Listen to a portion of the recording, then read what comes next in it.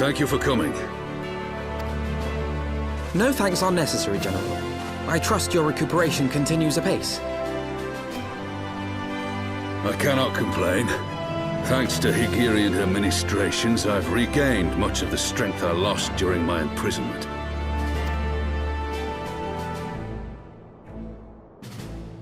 I gather you have made progress in the search for Her Grace. Aye, some good fortune at last. A few days past, Dulala informed us that a sizable shipment of alchemical supplies had been delivered to the palace.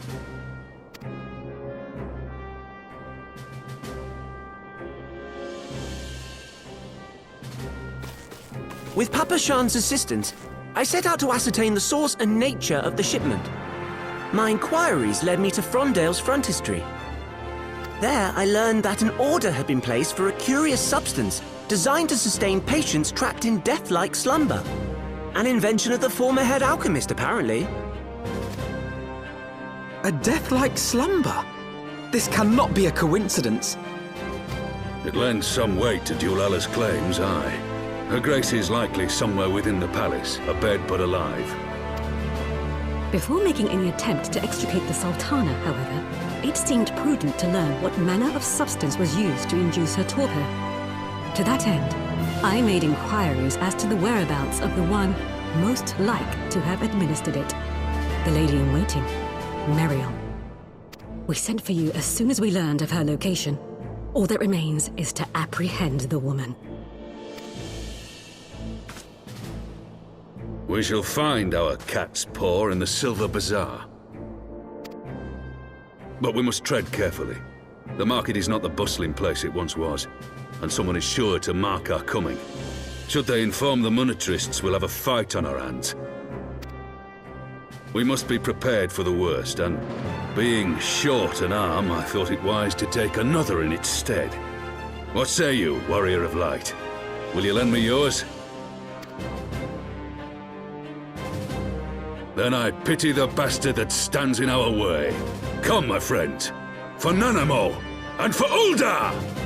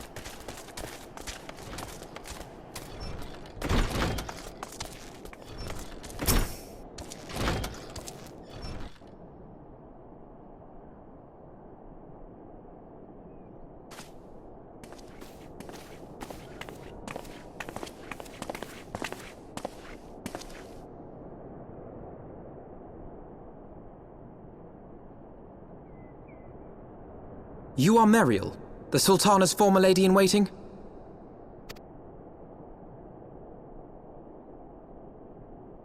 I know no one of that name. Pray excuse me.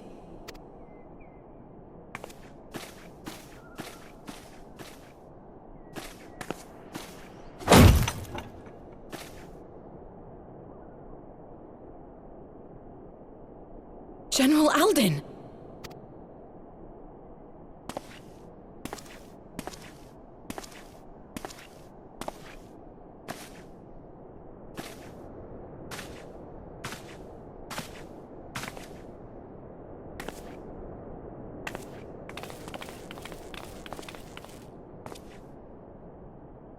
We will have the truth from you, girl.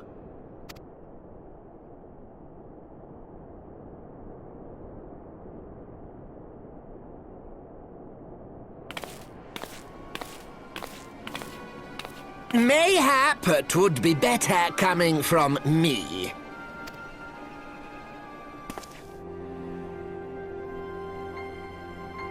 Lonorito, you'd best talk fast.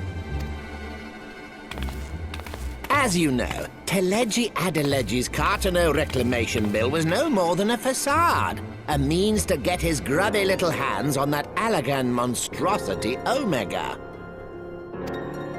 When he learned of Nanamo's intention to abdicate, however, he was forced to amend his plans. Suddenly, assassination seemed the most promising way to further his ambitions. I am told Teleji had discovered a maid in whose veins ran the blood of House Thorn, a new, more pliable puppet to sit the throne. 'Twould have caused an uproar, of course, but few could have contested her claim.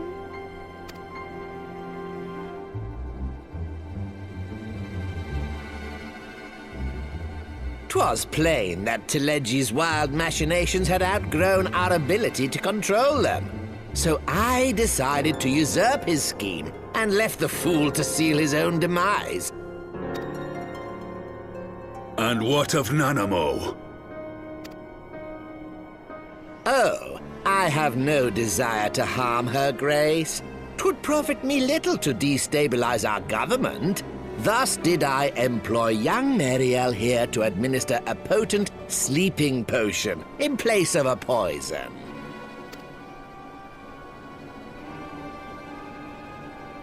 You should know, General, that your dear friend Ilberd was fully aware of my plan.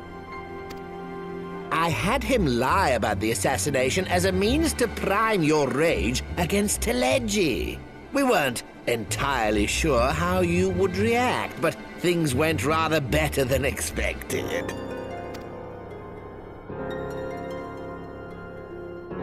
You conniving little worm! You had your claws in the Crystal Braves before their first recruit had sworn to serve! But of course, when a new game begins, 'tis only prudent to have a piece on the board. Ilberd was mine. Truth be told, a significant proportion of the Braves' initial endowment was also mine. With such large sums moving about, 'twas a rather trifling matter to disguise my own contribution. Ah, Ilberd. I secured his services with a promise to support his cause once my authority had been solidified. I swear, the man thinks of naught but prizing Alamigo from the grasp of the Empire. Unlike you, General, the poor fellow seems quite unable to forsake the land of his forefathers. Mayhap that's why he called you a traitor to your people and a disgrace to your homeland, amongst other things. What was it he always compared you to? Oh, yes, an overgrown lapdog begging for scraps at the Sultana's table. Oh, how we laughed. Alas, Ilberd's entertaining little outbursts eventually gave way to wearisome tirades, and the zealous brute became rather unruly. I had no wish to see you executed, you understand, but He would not take no for an answer. Rest assured, his employment with me has long since ended. Which brings us neatly to the present. What say you, General? Both you and the Sultana are alive. We have one corpse and one fugitive. And preparations have been made to restore your good name. Shall we cry quits and start again with a blank ledger? The hells we will! Do you honestly expect me to forgive and forget? After all you've done? You're guilty of high treason! Stay your blade, Master Alden. You yourself are not innocent. Or have you forgotten your own crime in executing Teledji Adeledji without trial? Though you acted out of loyalty to the Sultana, such deeds are in violation of both the word and spirit of the law.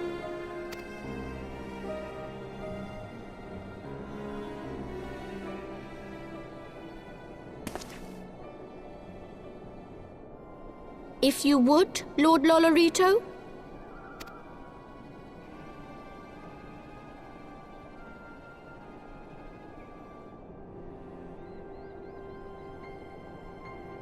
This potion will wake the Sultana from her slumber. Consider it a gesture of conciliation. You will find her grace resting comfortably within her private chambers. Should you doubt my word, I shall willingly accompany you to the palace as your hostage.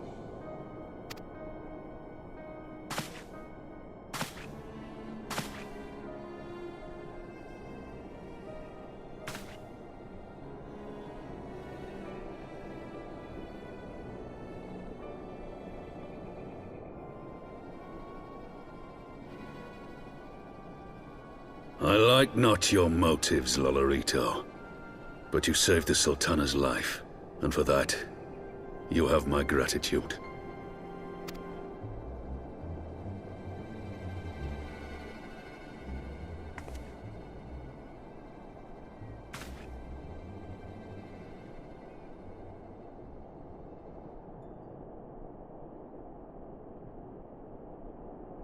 Rauban Aldin, you are hereby reinstated as General of the Immortal Flames.